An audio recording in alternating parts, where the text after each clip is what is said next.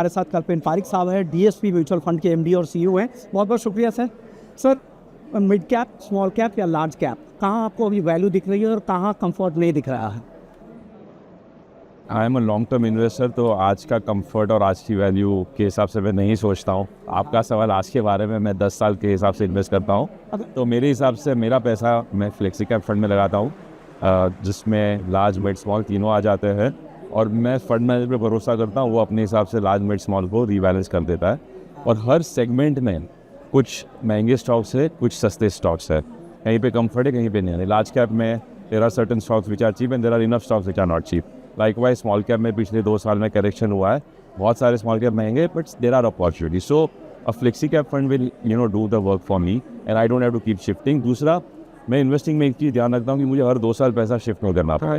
हर 2 साल अगर large mid small के बीच में शिफ्ट करना हो तो टैक्स भरना पड़ेगा। तो इससे अच्छा फ्लेक्सी कैप में डाल के आप 10 साल के लिए छोड़ दो, वो सबसे बेहतरीन। ओके, जिस तरह से आपके जो स्पेशल कैटेगरी के जो फंड आए हैं, जिसमें 10 लाख की जो इन्वेस्टमेंट लिमिट है, सफायर फंड, क्या लग रहा है उसकी ग्रोथ इंडिया में किस तरह की देख रहे हैं आप? अगेन मेरा पॉइंट ये है कि इन्वेस्टर्स को इससे कोई लेना देना नहीं है। ये तो हमारा बिजनेस मॉडल है, हमने अभी लॉन्च नहीं किया है, हम शायद 6 महीने में लॉन्च करेंगे। अगर हमने एज एन इंडस्ट्री इसको ठीक तरह से मैनेज किया, मोर और लेस ये हाइब्रिड फंड्स के जैसे बिहेव करेंगे over a long period of time, because इसमें पोर्टफोलियो हेज होता है, पूरा लॉन्ग टर्म नहीं होता है। तो ये और आज भी जो डायनेमिक एसेट एलोकेशन फंड्स है, मल्टी एसेट फंड्स है, इक्विटी सेविंग फंड्स है, वो इसी तरह का आउटकम देते हैं। तो जस्ट बिकॉज एक नई कैटेगरी आई है, इन्वेस्टर को इस पर बहने की ज़रूरत नहीं है। 1 साल देखिए, 2 साल देखिए, ट्रैक रिकॉर्ड बिल्ड हो जाए, उसके बाद आप इसके इवैल्यूएट कीजिए। हम इसको धीरे धीरे बिल्ड करेंगे और अगले 6 महीने में हम लॉन्च। जिस तरह की जियो पॉलिटिकल रिस्क है, यहाँ पे रुपए को लेकर चिंताएं हैं, क्रूड ऑयल प्राइसेस को लेकर चिंताएं हैं, आपको बाजार में और कौन कौन से रिस्क दिख रहे हैं जो बाजार पे इस साल 2026 में प्रेशर डालेंगे? आई थिंक अभी जो ऑयल प्राइसेस ऊपर रहे हैं पिछले 4-5 महीनों के लिए, उसका जो इफेक्ट है वो अगले 3-6 महीने में कंपनीज के मार्जिन्स में आ सकता है। और इसके चलते थोड़ा बहुत करेक्शन हुआ है, लेकिन जब क्वार्टरली रिजल्ट्स आते हैं तब क्लैरिटी दिखेगी कि ग्रोथ रेट में कोई फ़र्क है, मार्जिन्स में कोई फ़र्क है। तो इसके वजह से बाज़ार थोड़ा ऊपर नीचे हो सकता है। लेकिन एक बहुत बड़ा पॉइंट ये है कि रुपया सस्ता भी हो गया है रिलेटिवली गिर के। At some point foreign investors will get to opportunities. India का मार्केट भी सस्ता हो रहा है और धीरे धीरे उनको एंट्री भी अच्छी मिल रही है। FIIs क्या कह रहे हैं? आप तो काफ़ी लोगों से मिलते होंगे, उनका रिएक्शन तो वही है कि पिछले 1-2 साल में अगर उनका डॉलर रिटर्न अच्छा नहीं है और किसी और देश में डॉलर रिटर्न उनका अच्छा है, और जहाँ पे वैल्यू नहीं दिख रही है ज़्यादा। अब देखिए, FII जो है ना वो एक नहीं है, 2000 से ज़्यादा FII है। देयर आर इनफ जो आ रहे हैं और इनफ जो जा रहे हैं। तो वो तो जैसे इंडिया में भी आज 5 करोड़ इन्वेस्टर है, हर साल 1 करोड़ नए आते हैं और 50 लाख जाते हैं। तो FIIs is not a single category, it's not homogeneous. So there are many who are giving money and there are many who are taking that money out.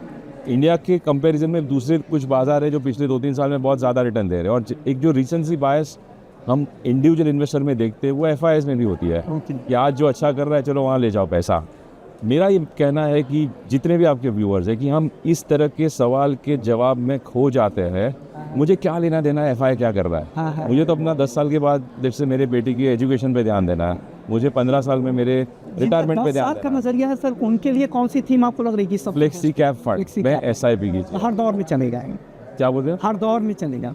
नहीं, बाजार हर दौर में नहीं चलता है, उतार चढ़ाव आते हैं। यही मैं बता रहा हूँ कि हम गलत एक्सपेक्टेशन सेट कर लेते हैं ये सोच के कि हर दिन पैसा बनेगा। अगर हर दिन पैसा बनता तो हम दोनों इतने अमीर होते हैं कि ये इंटरव्यू नहीं करते। तो जिस रियलिज्म के साथ ये देखना है कि बाजार में उतार चढ़ाव होंगे, 2 साल खराब समय निकल गया है तो आगे के 5 साल में अच्छा समय ज़्यादा रहेगा। हमें इस दौर में यूनिट्स इकट्ठा करने हैं। जब बाजार गिरता है तो आपके यूनिट्स सस्ते होते हैं। सेल में हम जब आपको और मुझे ये सूट सस्ता मिलेगा तो हम ज़्यादा खरीदेंगे। बिल्कुल, तो वही फॉर्मूला लगाना है, इसमें कोई रॉकेट साइंस। और आखिरी सवाल सर, स्लो डाउन की कितनी संभावनाएं आपको दिख रही है? क्योंकि इसको लेकर काफ़ी ज़्यादा बज है मार्केट में। स्लो डाउन तो ऑलरेडी चल ही रहा है, तो करंटली तो चालू ही है स्लो डाउन, और शायद 1-8 साल और चल सकता है। नॉर्मली 2-3 साल का स्लो डाउन होता है, फिर 2-3 साल का ग्रोथ आता है, फिर से स्लो डाउन आता है, यही साइकिल है। बाजार में इकोनॉमी का नियम है, अच्छा दौर फिर स्लो डाउन, फिर से अच्छा दौर। तो अभी हम ऑलरेडी स्लो डाउन के 2 साल में गुजर रहे हैं, तो शायद 1-2 साल और हो सकता है, लेकिन मार्केट पहले से इसको डिस्काउंट कर लेता है। सर, हमारे नए चैनल के लिए विशेष दे दीजिए जो दर्शक देख रहे हैं। keep asking the right questions and help your investors become long-term successful investors. And all the best. Business 24 TV के लिए सर वही बता रहा हूँ कि Business 24 should ensure that investors invest for 24 years at least and not for 24 hours and 24 months. Make them long-term investors, and I wish you all the best. Thank you so much sir, thank you, take care sir.